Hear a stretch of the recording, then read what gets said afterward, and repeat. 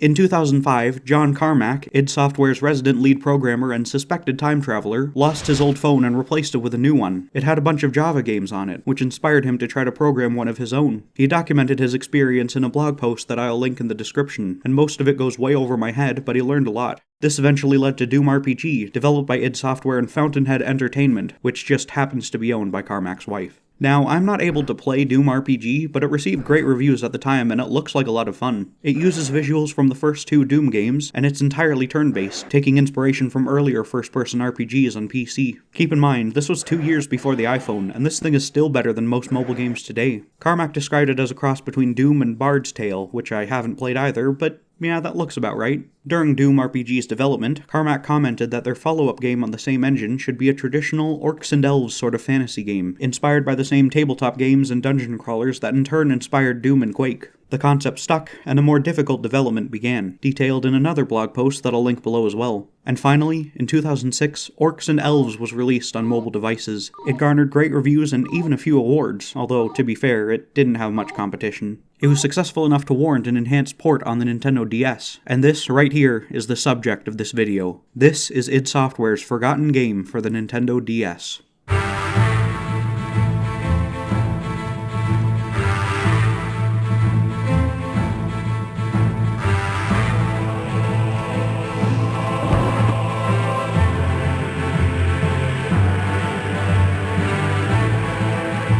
So here's our introduction. Orcs have joined forces with the Dark Elves and attacked the Dwarf Kingdom. As the son of famed elven adventurer Eol, friend to Dwarf King Brom, you go to investigate with your talking wand. What you discover upon arrival is worse than ever suspected. Apparently the wand is in a weakened state, so it can continue to be a relevant weapon as the game progresses and you level up. And here we are. I'm told I have a basic questing kit of a sword, map, armor, ring, ale, all the necessities. Halt, be ye friend or foe? Speak! This ghost guy tells us that everything's gone to hell, but he'll open the door so we can start playing. Like Doom RPG, this game is entirely turn-based. Less like Pokemon, more like a board game. Moving takes a turn, attacking takes a turn, healing takes a turn, everything takes a turn. Except turning. Unlike a lot of RPGs, there isn't any kind of party system, it's just you and your weapons. And like any id game, there are plenty of them. Don't worry, we'll get there. The only enemies you'll find in this first area are rats and orcs, and neither of them are much of a problem. There are also these big chunks of meat roasting over a fire to get your health back, and notes on the wall to fill you in on the story. Orcs attacked and everyone died. I'm glad they cleared that up. And then there's this locked door. It needs me to put in a code. The dwarf gives me the code, I open the door. It's like key cards, but they talk to you. And a secret. It wouldn't be id without clicking on every single wall to find secrets. Hey, a level up. Yeah, this game really isn't breaking new ground. It wouldn't surprise me at all if the devs pulled the entire thing from an old D&D book lying around. Maybe it would have been more impressive on a cell phone 15 years ago, but I'm sat here at a PC with Doom Eternal installed and I'm choosing to play this instead. I finish the first level, go through this blue fire portal thing, and end up in the hub world. And here be dragons. Gaia here sits on her pile of riches and serves as the game's shop. There's even a bit of a haggling system where you can bring her gems to increase your goodwill and get better deals. It's not necessary, but it's a nice touch. You can buy weapons, magic rings, armor, ammo, potions, ale with weird effects and drawbacks, all kinds of neat things that a fantasy RPG would have. Moving on. A lot of the game is pretty repetitive, so I'll just point out some of the highlights from now on. New enemies are introduced throughout. There are spiders and slimes and evil elves and dogs with extra heads that double their damage, some monsters teleport, some raise the dead, and the interplay between these creatures makes the game pretty difficult toward the end. You really have to make use of the potions. And there are elemental effects too. Some enemies are hurt more by fire, electricity, magic, ranged weapons, and it gives most of the arsenal a time to shine. Keyword most. We're still getting there. The next level's flooded. That doesn't really change much.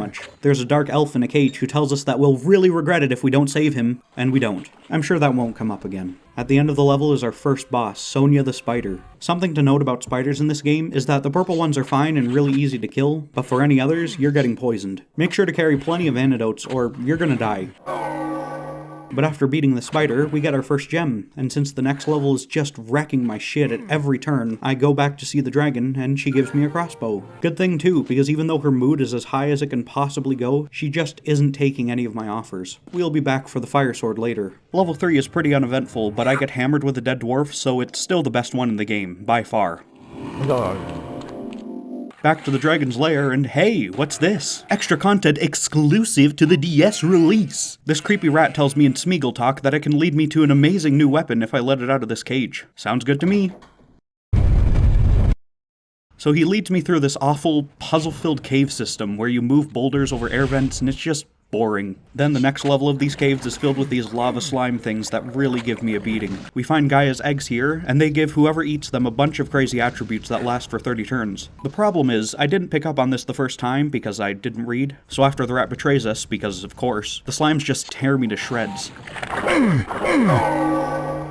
And I didn't save! It only takes about a minute to get back through that puzzle floor, but it feels more like 20. I get back to where I was, get through this part, and then there's another cave system filled with poison and bugs that paralyze me, and then the rat just dies and I can leave. There isn't really any reward here, and I'd be fine with that if these levels were fun, but they weren't. The dragon doesn't even mention the eggs afterward. This whole part was completely disposable. Oh well, guess that's what happens when EA gets involved. If they'd done the port today, I'm sure this rat mission would have been DLC. Oh, I did get enough gold for the fire sword, though. So let's talk about the controls. I mentioned them a little bit earlier, but this is one of the strangest aspects of the game. This kind of turn-based, first-person RPG pretty much died in the 90s, and id was one of the ones who killed it. Hell, this style goes back to the 70s and 80s, where they would literally use text characters to make pictures in a desperate attempt to make the games more interesting. I mean, it worked, but come on, look at it. Bard's Tale, the game Carmack cited as inspiration, came out in 1985, and games like this continued to evolve into the 90s. Stuff like Ultima Underworld and Catacombs 3D took away the turns and made everything faster. These finally led to Wolfenstein 3D, and, well, the rest is history. It's no surprise that biological supercomputer John Carmack remembered these, though. After all, Doom and Quake themselves took a lot of ideas from id's D&D games, and I'm sure he thought this older playstyle would work better on the limited inputs of a cell phone and... Wait, what am I talking about? Oh yeah, controls, okay. The game does a really good job of making every action available with the buttons and with the touchscreen, so you can control it whichever way you want, or even with a combination. I'm on a controller though, so I'd have to reach over and move the mouse and stuff, so I just kinda stuck with that. It's a good controller though, I'd definitely recommend it. Anyway, the fourth level is the Labyrinth, so that's definitely nothing new for an id game. But then your wand gets stolen by a different evil rat guy. Ah, no! All this really means is that the magical enemies are a bit harder to take down, and there aren't that many in the labyrinth anyway. At the end, the rat opens up all the doors and a ton of enemies come out and swarm you, and yeah, I died again. Back to the start of the level, and this really pissed me off, because that's 10 minutes of just running through doors completely gone. I think I quit for the day after that. I certainly didn't record my next attempt, and when I get back, I just abuse the regeneration potions and win it easily, almost without even trying. I kill the rat, get another gem, and this time I've got the gold to take advantage of it. And I get another weapon, the Dragon's Breath.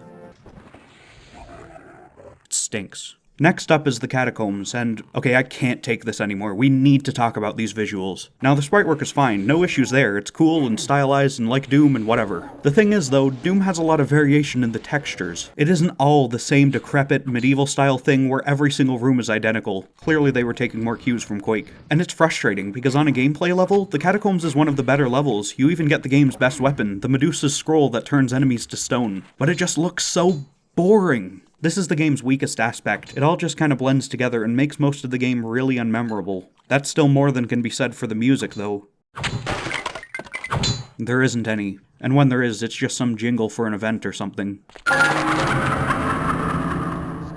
The most notable part of the Catacombs is the addition of these spectral motherfuckers who bring back the dead, and it's annoying as all hell. Gotta kill the corpses, as usual.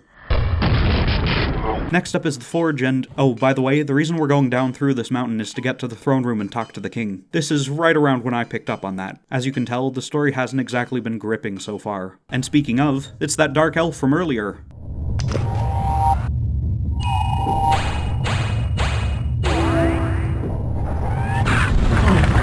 Yeah.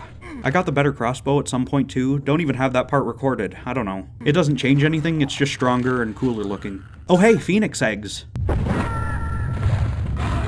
They stink. Then we finally reach the throne room. Turns out the king is dead. I think that was revealed earlier, but I honestly can't remember. It wasn't surprising, they haven't been animating the dwarves so far, no reason to start now. King Braum opens the door to this room that looks like every other room where we get the ancient magical warhammer named Abraxas. It does this cool spin attack thing if we get surrounded, and otherwise it's just a cool weapon. It shares magic ammo stuff with the wand, so I have to use it sparingly. And now we descend to the pit. These last 2 levels are definitely trying to be the hardest of all, but it's nothing that spamming potions in the scroll can't overcome. And I got this regeneration ring at some point too, so I'm always at full health to go into a battle. And we finally reach the Orc leader Brule.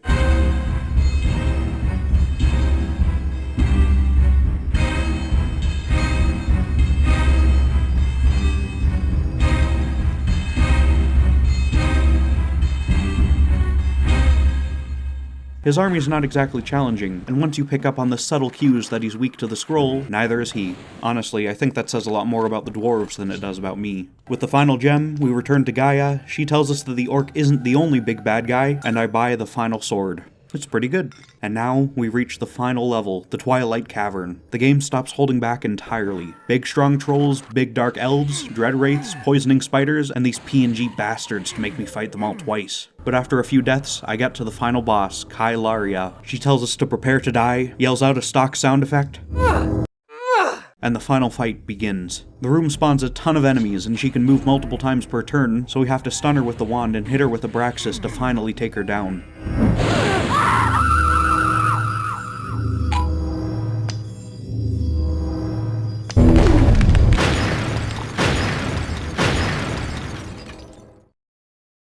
But then...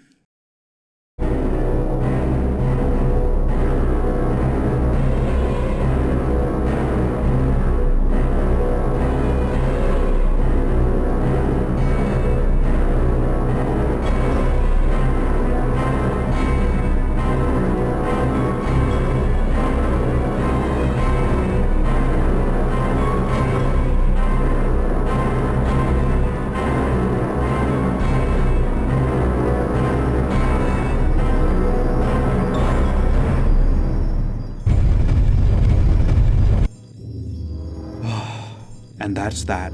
I say goodbye to the dwarves, there's some text to give a basic epilogue, again, nothing new for id, and I'm rewarded with the rank of Paladin. Yeah, you can't expect anything that crazy for a game built for phones, but this is still pretty disappointing. So what's the verdict? Well, Orcs and Elves is weird. I'm not sure I'm even the target audience here. I can certainly think of better DS games, but it's kind of interesting as a game made by id Software on the system, and it's reminiscent of old DOS games that I've never played. I guess it could be a good introduction for kids to this weird subgenre that doesn't really exist anymore. Who knows? If you have a very real Nintendo DS and can find a legit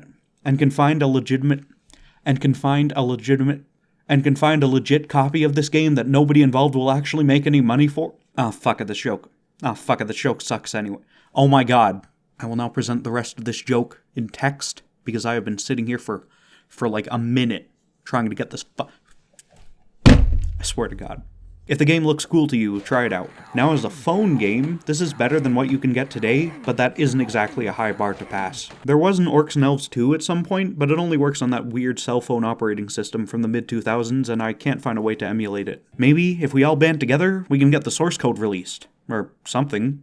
Probably not. I'd like to see this world explored further. Even though it's pretty bare-bones fantasy in the game itself, you can see a bit of art on archives of the official site, and it looks like they put some thought into the lore, too. They even released a wand stylus for the DS version, and I'm gonna have to find one now. Anyway, I can't think of a very satisfying ending for the video, but they couldn't think of one for their game either, so I guess I'm on theme. Thanks for watching, let me know what you thought in the comments, or on my Discord server, linked down below. And if you enjoyed it, check out some of my other stuff where I talk about Half-Life and Portal and stuff. Bye!